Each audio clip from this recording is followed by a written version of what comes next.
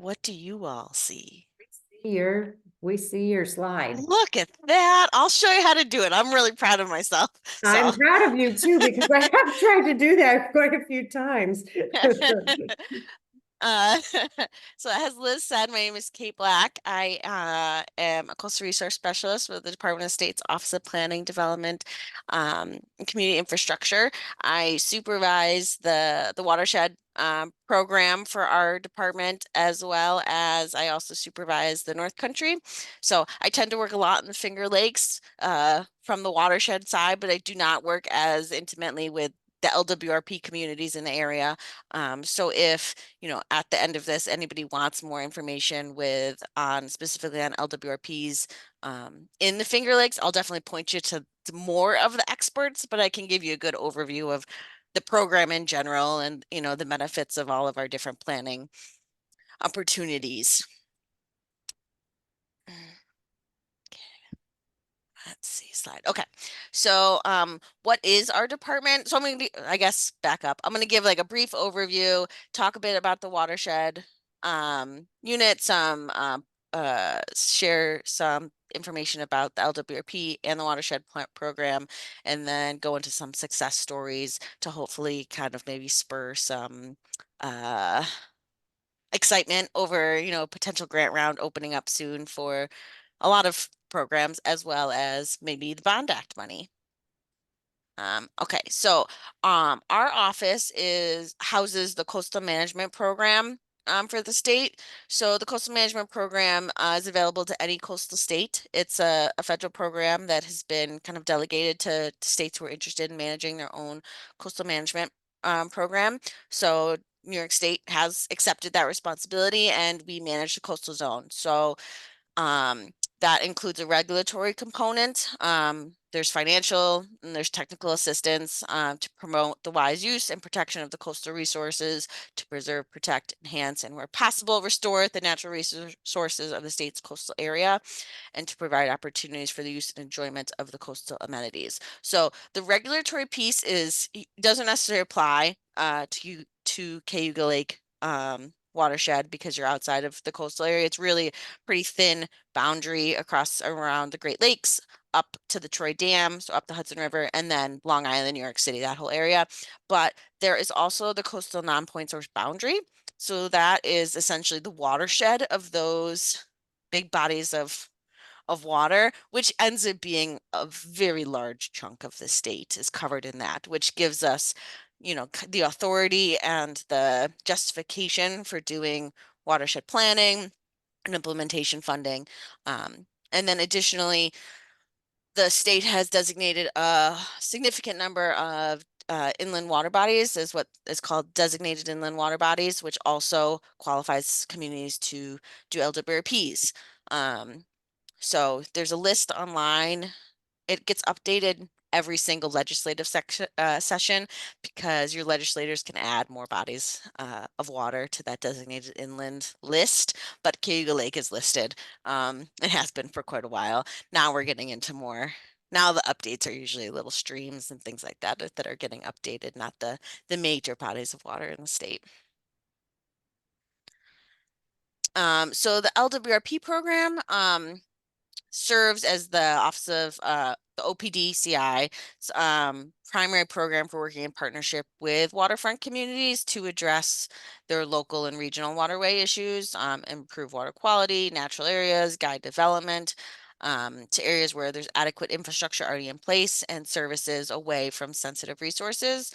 One of the big things is to promote public waterfront access and to kind of avoid privatization of the waterfront. And then to provide assistance in the redevelopment of underused waterfronts. So one more thing on the LWRP program. So the LWRP program is usually done at the municipal level. So, like a town and a village could do them together, but really you adopt a local law, there's a review of the existing zoning in place. It's really a concentrated look at your community. So very rarely do we encourage a multi-community LWRP. It's very much more of a concentrated deep dive into a specific municipality's waterfront issues. Um, so um, because of that, it's, we're usually working with one municipality. It's a pretty rigorous planning process.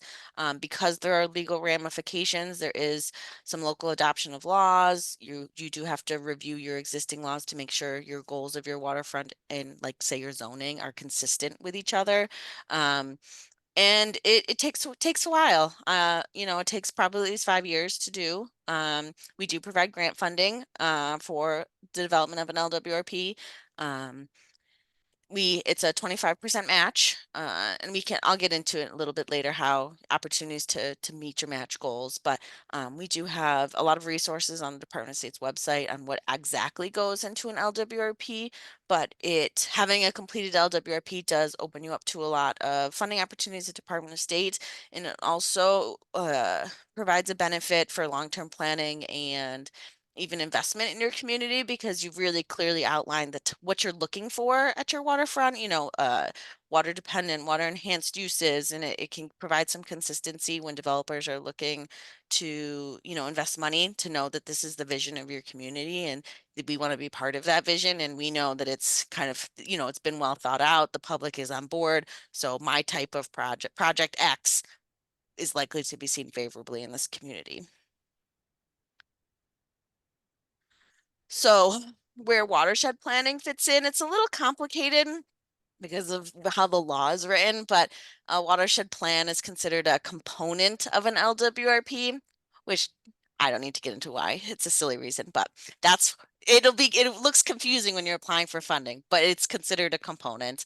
And the watershed program fits in really well with our overall vision of our office. The clean and plentiful waters are needed to support local economies, provide recreation opportunities, sustain fish and wildlife habitats, and, enrich New Yorkers' lives. We, as a state, are very lucky in the abundance of water resources that are available to us, and, have a strong desire to protect those resources.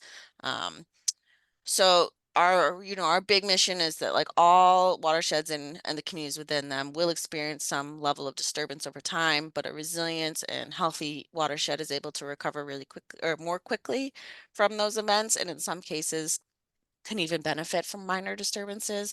So watershed planning and the associated restoration and improvement projects that are implemented can help improve the overall health and resilience to both human and environmental disturbances.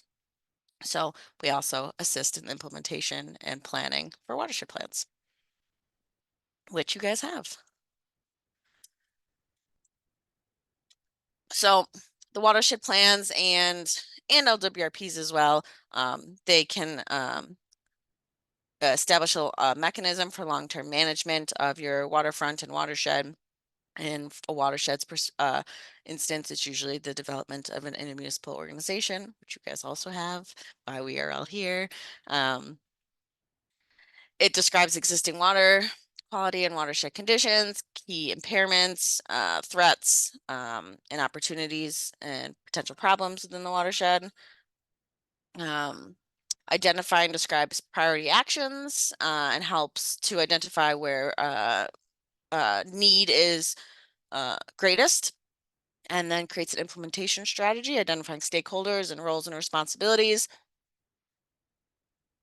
potential funding opportunities, and resources that may be needed. We also develop and encourage a means to track success, track implementation, and monitor performance. Um, excuse me. And then network with other communities, agencies, and organizations to implement the plan. So in 2017, Cayuga Lake Partners completed their LWRP grant for their update to their Cayuga Lake Watershed Restoration and Protection Plan. That plan outlined your priorities and recommendations. Subsequently, you received another grant to redefine the operational structure for the IO, as well as, hold on a second. Kate, I've been in that spot where there's a persistent cough, and if you need to take a little break and come back to this, we can definitely do that. No, I don't know what it is. I'm sure I've caught something from my daughter, but Okay, all right. I think I'm all right. So, the additional funding helped to set criteria and potential prioritization recommendations when new projects come in and for projects that were received and reviewed during this grant period. I think many of you were probably involved in that process. Um, I know I recognize a lot of names. These are just two examples of the priority projects that were ranked during that process. And I know that a lot of these were kind of already in development or maybe priorities have changed, but this type of information can be really helpful when applying for grants to have this type of information ready for when funding exists. This is one of the things that I think a lot of communities and watersheds deal with and struggle with is this idea of like what the plans are great, they have a lot of really useful information, but it can be really hard to transition from that planning to that implementation phase. And sometimes the development of projects, if you don't have like a really firm grasp on, like what every municipality is doing or their issues in the area, identifying these projects can be really hard. So just how to get, how to optimize for funding for Department of State. I can't speak to other agencies, but so I know that I don't think it's final, there's a draft TMDL, but we weren't involved in that. So actually how you are eligible for implementation funding from your watershed perspective is through your watershed restoration and protection plan. So even though that one's technically the older document, that's what qualifies you for this program. Um, so, while I imagine a lot of the project types and things would overlap, but when you're applying, that's what it is. That's what your eligible plan is. Um, um, okay, so the scope of work and budget. These two I know are the hardest, to kind of to flush out ahead of grant rounds, but these two are really critical. They get quite a bit of points in our scoring. So we want to make sure that, projects that we fund have adequate money and that you kind of know what you need. Now, that's not to say like you have to know from beginning to end how much a project is going to cost. You can say, you know what, we really need feasibility. That's what we need. We have no idea how much this project's going to cost in the long run to complete, but we don't even, know if what we're thinking is possible. Um, you can do feasibility. You can phase it. But identifying that, being able to say like, this is what we know we need right now to get to their next project. Um, uh, budget, similar, we want to make sure that what the budget you're providing is coming from a place of accuracy. We're not, if you talk to a consultant tells you say feasibility is going to cost 80 grand, we're not going to call that consultant.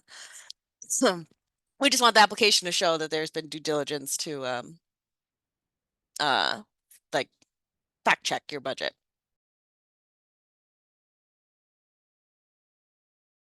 All right, so the match is always a big question. Match our Department of State is 75% state funds, 25% local match. At Department of State, we are a little bit flexible with our match. It does not have to be cash. It can be volunteer services hours, municipal staff time, potentially county staff time if they're assisting. Town clerks are helping with the budget. They're doing the invoices. Their time can count. If you're doing a construction project and your village DPW guy can lend a few guys and a couple pieces of equipment, their time and an hourly rate for that piece of equipment can be used. Ooh, too far. Um, Similarly, you can use like say your DPW already buys a ton of stone every year. Give an example, and they get a really good deal on that stone, and they have extra. That also, and you need stone with it needs to be used on the project, but there's communities can get pretty creative to help hit their match goals because we know, particularly in watershed communities, that it can be harder to source money for water quality projects if it's less of a show-stopping type project. Um, every year in the CFA, when the CFA is released, our RFA goes into detail about what match is eligible. So while it generally stays the same, I would always check year to year to make sure, you fully are complying with that year's match requirements. Usually the things that are tweaked is things to make it more clear. Our RFA, it's usually not a dramatic change. And we are of the mindset that, our flexibility there allows more access to our program. And we're, trying to encourage communities that may not have the resources that some of our bigger communities have to access our funding. So I can't imagine we will be getting stricter with our match allowances anytime soon. Another thing that comes up a lot is the capacity and the support. Department of State does require our grants be awarded to a municipality or a county in supporting municipality or municipalities. That is not to say that project partners don't often kind of run the show. Sometimes it's, if a municipality has the grant, sometimes it's a county helping, sometimes it's a nonprofit, sometimes it's, soil and water, the time of project partners who are helping to do grant admin and that sort of stuff does also count, can also be used towards match. So, that's an option. Also, regional planning boards tend to get money to help local communities. Sometimes that money can be accessed as well. There's also an opportunity to submit letters of support in your application.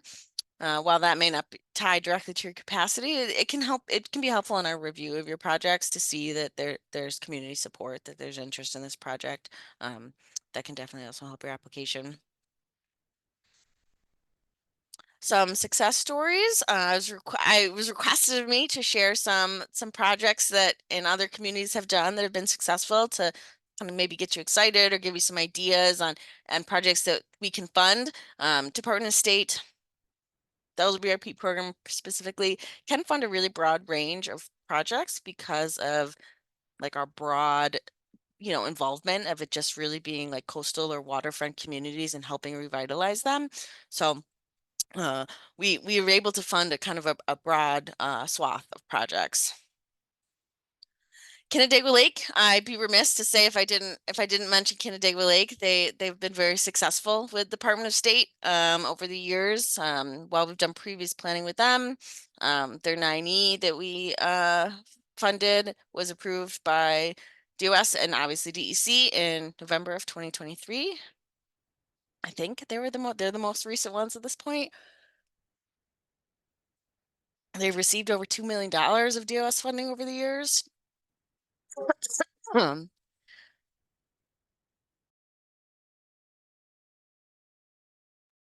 Um, and just recently they were awarded 2 projects from the 2023 LWRP. So they received funding for an accessible kayak launch and an engineering study to increase the resiliency of their outlet gates.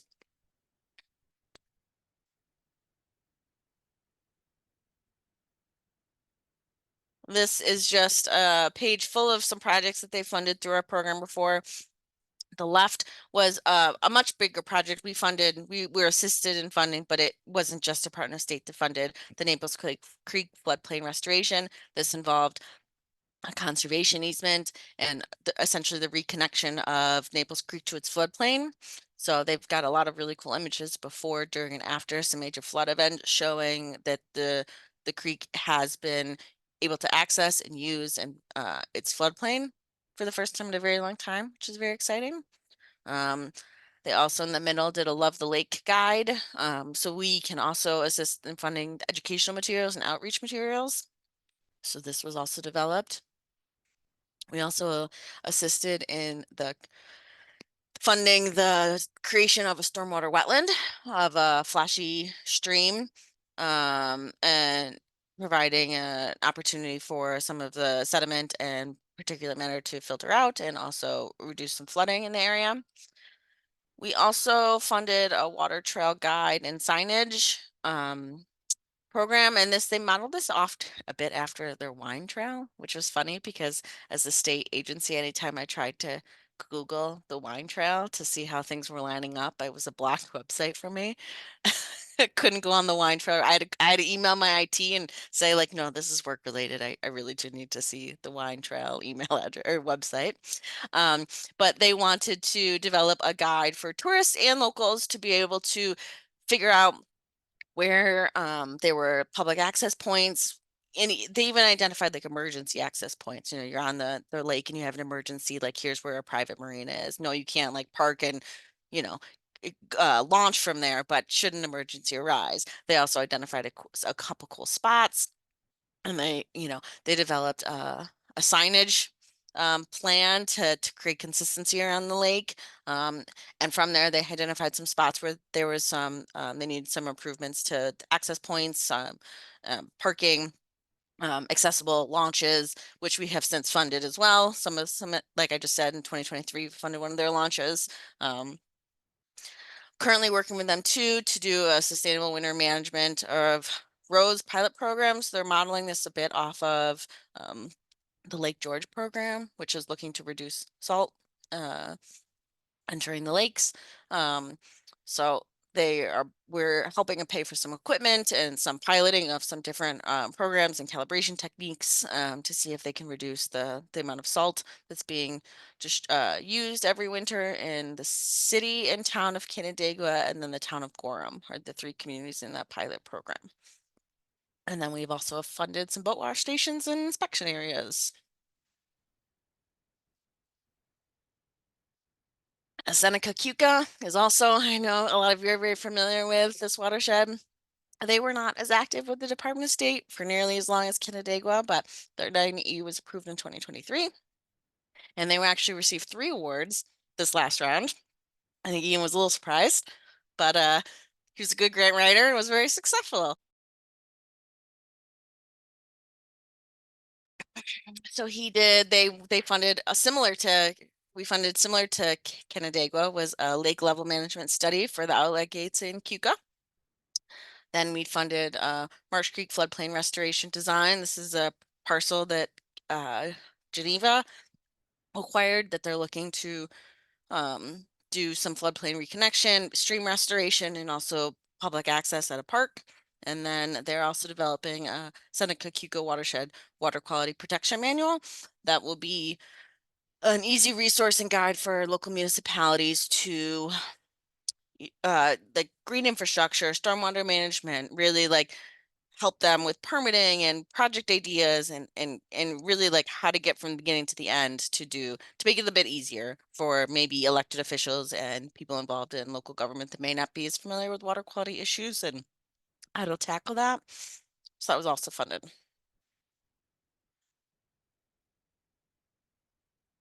And then I'll just say, obviously, I know you already talked about it earlier, but the ditch program that uh, you are assisting in, the watershed's assisting in with Seneca Cuca. Not in the Finger Lakes, but also a pretty successful, more longer term partner is the Osable River watershed, and that is up north. But they completed a watershed management plan with us quite a while ago. But they have done priority projects to increase public knowledge.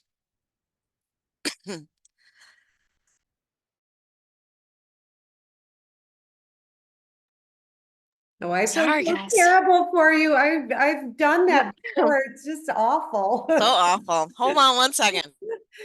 Oh man, I'm really impressed with all this, and I was just looking at that last slide and going, oh, the water quality protection manual. That's sort of like what we're looking at with our municipal checklist. So we'll have to be talking to Ian about that and seeing if we can work together on that. Because yeah, it sounds great. Yeah, it was a really cool project. I was really happy to see you came in for it. And part of it will be the DOS's model local laws for to increase resilience. He's also going to be looking at some of those and really uh, like drilling down on them to make them even more like kind of plug and play for the area, which I would imagine would be, comparably beneficial to the watershed. Yeah, yeah, it's something on our list to do this year. So I'll be Mm, reaching out to Ian and seeing if instead of doing that on our own, that we can help him, because I think that it's all, it would be it'd be the same for either lake if we have some model language. So yeah, yeah, it'd be great. yeah. I got a cough drop. Husband Judy went and grabbed me one, so she'll be better. Yay. So we did some priority projects to increase public knowledge on the threats of water quality. And up there, one of their biggest things is erosion and a lot of issues with river stability. So they did some monitoring and assessments, talked about, stewardship and implementation of stream restoration projects. We supported the redesign and replacement of some road culverts to protect not only public safety and infrastructure, while also doing enhancing water quality and ecological functions. Um, and we are also currently just funded a restoration project to identify the causes of some river sedimentation and dysfunction, and projects to outline and to reduce the bank erosion and restore the fisheries, and as they're seeing some significant declines in some really popular fishery locations because of all of the sedimentation and issues. Um, so these are some of those example projects that we've assisted in the past with the Ausable River. You can see the top left. It's a culvert redesign. Not only is it designed for bank full flow, but it also has reduced issues with fish passage. You can also see they did some outreach and presentations for using environmental DNA to assist in the mapping of brook trout occupancy along the watershed. And then kind of hidden, because I couldn't really get it to fit, is a photo of an in-water structure to reduce erosion and to deal with some um, stabilization issues. And then you can see on the right-hand side, there's like a before and after of that site. So the photo's kind of blacked, but this is the aerial of the before and after the work that was done up there. All right, so this is all information from 2023, but I want to just show you how we score. Now, this information is presented every year in the RFA, and there are tweaks that are done every year. So definitely don't take this as what's going to be 2024. It will be similar, but sometimes there's a point here, point there, a different priority. So 2023, our focus was on resiliency and implementation. I think it's probably going to be similar. It hasn't been all the way through the approval process yet, our RFA for this year, but I think it's going to be similar. Which the watershed program and implementation would definitely fall into those categories. We also score on public outreach and engagement. So, what your plan is to engage the public. I know you guys have a pretty robust education work that happens around the watershed. So, I point to that as well. And in the RFA, these are the main bullets, but there are sub bullets that show exactly what we're looking for. And I always encourage people to, when they're writing their application, pull that RFA up and, like, oh, that bullet. Yes, we're doing that, and explain it. The easier you make it to show like exactly how your project meets all of our expectations, which generally speaking, watershed implementation projects score really well because of their ability to kind of cross-cut a lot of the issues that we're looking for. So the local capacity and previous performance, this is just demonstrating that you had staff and capabilities to do the work. Making sure that, if you've worked with us in the past, you haven't been difficult to work with, or, that deliverables have been received, and that generally speaking, the project went well. That's not to say that like the normal hiccups and things that doesn't negatively affect you. It'd be like massive issues that would potentially ding you. Um, Public benefit, this is one of the biggest sections. We're looking at the regional significance, local significance, public access, natural resources, economic value. Again, this is all things that watershed implementation tends to score really well on. And sometimes it's just making sure you realize that you should qualify for all of these. So for instance, like some people think like, oh, waterfront public access. We're doing a ditch stabilization, maybe.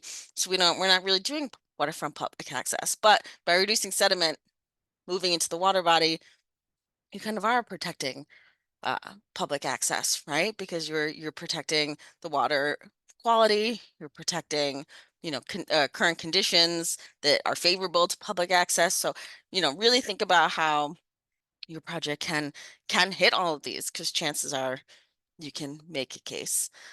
Resiliency and sustainability, this is something we're getting more and more um we're putting more and more emphasis on. So I actually think there might be a few more points in the resiliency and sustainability category in 2024, but again, a lot of water quality projects, fit into that really nicely. Um, and this implementation, this is how I was saying the scope of work and your budget are really critical. So 16 points goes to your scope of work, and like a thorough understanding of the project you're proposing. This disadvantaged underserved communities, this is just like you either get it or you don't. We have criteria we use that I can, if anybody wants it, I can show you how we exactly calculate it, but we try to be as uh, we don't use the DAX. I'll say that. I know there's some issues with the DAX and for people who are familiar and not maybe reaching as many people as they thought it would, but we do not use the DAX. We have a bit broader of an interpretation for disadvantaged and underserved communities. Smart growth, I actually think that's going away next year, or for this year, but smart growth is just, the putting development where um, development already exists, that you're using smart growth principles. Again, most water quality projects are. And then the evaluation of the budget and cost, again, this is 20 points. So huge. The implementation and the evaluation of budget, that is almost half of the score. Another thing to consider is that we only get 80 points. So your application is scored out of 100, but we only get 80. The REDCs get 20 points, which is substantial. That is often the deciding factor of whether a project gets funded or not. So it's always good to check your REDC, what their priorities are, maybe chat with them before your application goes in, explain to them the importance of your project and how it ties into their goals and their vision for the area. And then not necessarily LWRP, but I'm pushing it to everybody. Bond Act money is coming out. And there is, it's 4.2 billion is a ton of money, but it's gonna go quick. So, I want, to be thinking about it. Environmental notice bulletins are posting it. DC's posting weekly new programs that are coming out. Much of the Bond Act is coming through existing programs, but there will be some new programs as well. So definitely keep an eye on that. One thing I do want to point out is that Bond Act has to go to capital projects. So you're gonna need about 30% design, feasibility design done to be eligible for the funding. It can fund the final design and engineering, but it has to be it has to come with construction. Um, and while it's not a hard and fast rule, I think they're hoping to get Bond Act money out probably in the next 5 years. So the next 5 years is gonna be a big push for money. And I want you guys to be prepared and to get some of it. And that's it. That's all I got. I survived. You guys didn't hopefully have to listen to me cough too much. Hopefully I Oh, that was hit the mute great. button quick enough. And no, your presentations are always very inspirational. So yeah, this is good. And I mean, it is exciting seeing that Bond Act money coming out. But again, it points to the importance of having a plan in place because yeah, in order to implement something, it's good to have a plan that's indicating it. So I'm just going to start with a question here. am I correct that both the HABs action plan and the TMDL would qualify for what you're talking about as a watershed plan, and also our RPP? Is that, so all three of those are approved So plans? so they would all be make you eligible, I think, for Bond Act money. For the LWRP, not for the LWRP program, it's really the RPP that qualifies you. Okay, But it's it doesn't the project doesn't have to be listed in the RPP. It has to advance the goals of the RPP. So I imagine, project listing the HABs action plan is not going to be counter to what your goals and visions are for the RPP, right? It's going to still be, improvement of water quality, maybe reduce invasive, like a lot of the projects shouldn't be the same. We don't expect like a watershed plan or even an LWRP to, you know, have every single component of every single project like nailed down and to know exactly what you need. Sometimes there's a follow-up study or, there's feasibility or, things happening. And you're like, oh, actually, this doesn't work, but this would work. So, um, got it. All right. yeah. Do you mind if I stop your sharing? Oh, yeah. Great.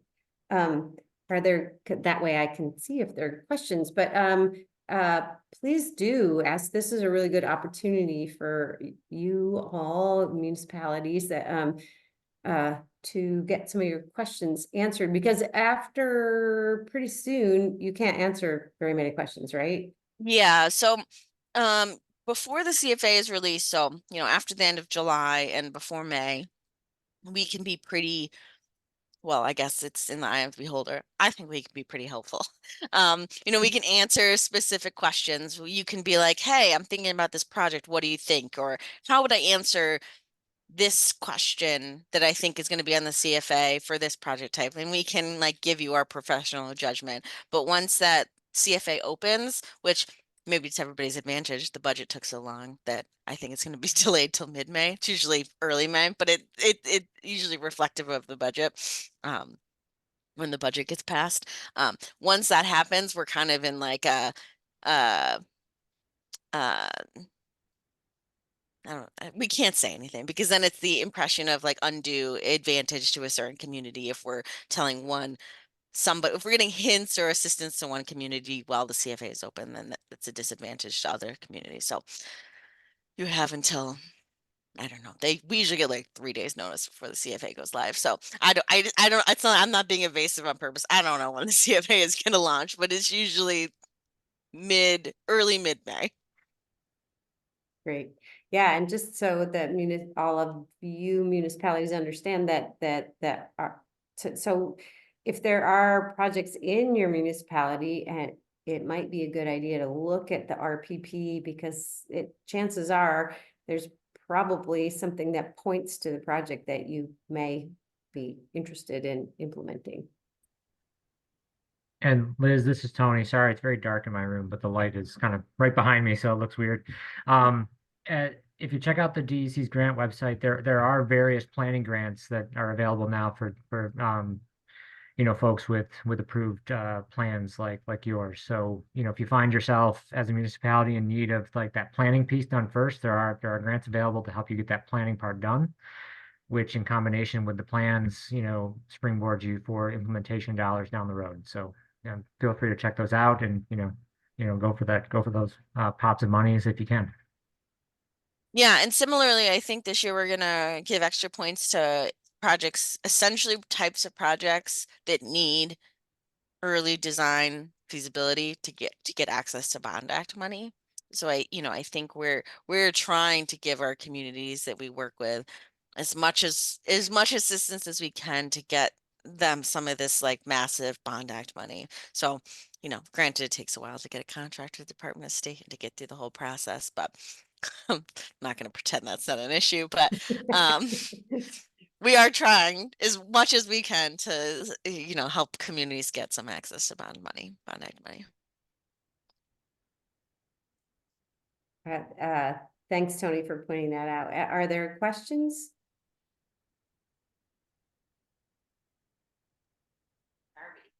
Yeah, I have a question about the REDC, and you might not be able to answer this, Kate, but it always feels like a black box. And plus, we're part of more than one REDC, and I know at least so Tompkins County is the southern tier, and having applied for some grants, there's absolutely not a single word about the environment in any way and water quality in the southern tier, whatever their plan is called. So you know, we get creative Yeah. about answering some of those questions, but I mean, what, I don't know if you have any advice of like, how do you, I have zero idea how many points we've even ever gotten from grants that we have received.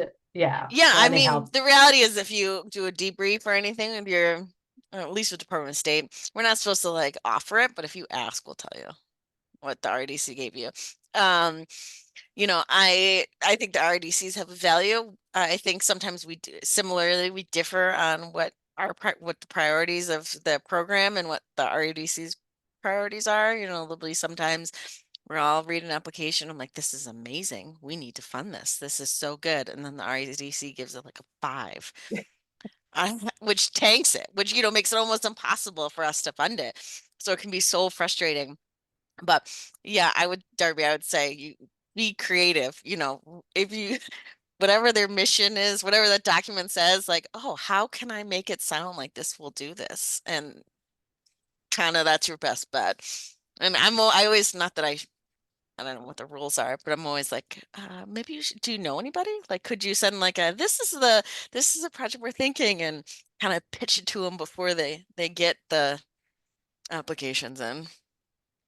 Don't know if that helped us in the past, but I definitely did the like, hey, I'm applying for this grant and I'm, you know, pulling down this information. Does that make sense of how I should be answering questions about this? And Yeah, yes, I also don't understand why they give 5s or like low scores, because I don't think they're limited to how many of each they can give. So like, what, don't you want your region to get the most money? It's like I'm not I don't understand the RDCs always. thanks. Well, and we're Yeah. in this odd position with this watershed spanning 3 different regional economic development zones that, I mean, in some ways, a project could affect any of them. So if It's the municipality that is the okay, grantee, okay, which may, if it's a regional like program, be like maybe you pick your community with that REDC goal. You know, if the southern tier right. has never been super receptive, but you know, Finger Lakes is more receptive, then maybe you go in that direction to pick a sponsor Right. community. Well, yeah, because we do work with the Central New York Regional Planning and Development Board quite a bit, but not so much the other 2. I mean, not because of any particular reason, just that's who we know, I guess. So, yeah, so the other ones, well, maybe they talk to each other. Okay, well, that's a good point. Maybe we could get them to do some internal talking if there's a project to go forward. But Yeah. don't forget that Isaac's here to help you guys. So if you're interested in a project, put it on that list that or talk to Isaac about it to get it on the CWIO list so that we can prioritize his work towards it too. But are there other questions?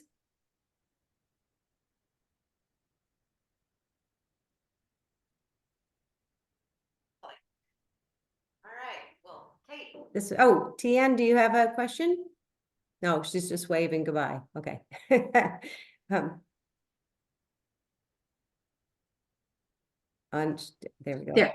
I just wanted to say hi to Kate. That was it. Hi. It's so nice to Hi. see you. It's so nice to see you. You're looking very well. Oh, thank you. Yep, yep. So thank you for the lovely presentation. Oh, of Sorry to have a course. cough. I hope it goes away soon. Me too. Of Yeah. course. Right before a presentation. Haven't coughed probably all day. Know how that is. So, all right. Well, thank you, Kate, so much. And like I say, I mean, like you said, if people do have questions, they can come to you for a little while longer.